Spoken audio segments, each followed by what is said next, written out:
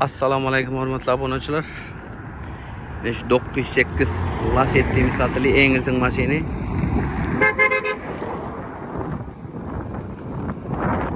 Begenjang mashina.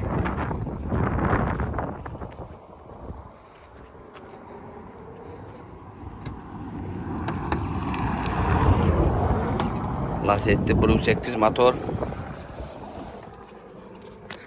Maşinin yılı 2013, 218 bin kilometre yürən. Yılı 2013. Kameralarım var.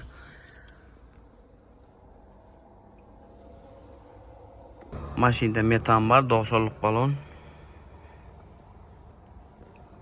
Ağaylar bu maşinin bahasını ekranda nomer kaldırıyan, ES bilen gelişip alıveriyeniz, Xudo kalasa.